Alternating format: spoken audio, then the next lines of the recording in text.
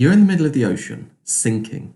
As your vessel slips beneath the waves, your only hope is that your life raft will do its job and appear at the surface.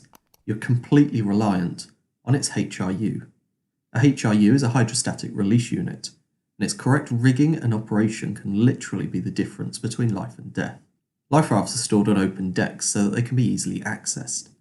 They need to be secured, but at the same time they need to be free to float should the vessel sink. Hydrostatic release units are your solution. They automatically cut your life raft free and trigger its inflation in the event that you're unable to launch it yourself. Even if you've already successfully abandoned ship into another raft, the remaining release units will release all your remaining life rafts, dramatically increasing your resources available for survival. Let's take this diagram apart to see how it works and how to correctly rig it. There is the main strap that runs over the top. On the end of the strap is a send house slip. These are used as they allow quick manual release if you're launching it yourself. If the send house slip was secured straight to the deck, the raft would never float free on its own, so instead we fit the hydrostatic release in between. On this unit we attach it to the yellow section. This is critical as it's been specifically designed with less friction for when the HRU operates. The other end of the hydrostatic release is fixed straight to the deck.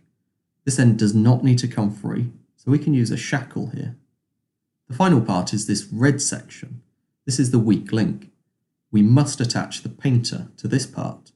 The weak link is specifically designed to pull the painter tight enough to inflate the raft, but crucially, it's weak enough to break before pulling the raft down with the vessel. Overall, we've got the main securing strap attached to the low friction reinforcement, the hydrostatic release unit which cuts the raft free, the weak link to which the painter is attached, and then finally the whole unit is secured to the deck through its securing point. So what happens when we sink? Let's take a look inside the HRU and see. Inside we have a sealed chamber with a flexible diaphragm. If the unit submerges, the water exerts pressure all around.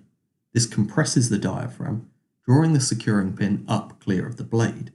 You can see that it requires pressure from water. It will not operate just from splashing. You should never need extra lashings in heavy weather. At the designated depth, the blade is completely free and is fired towards the line by a spring.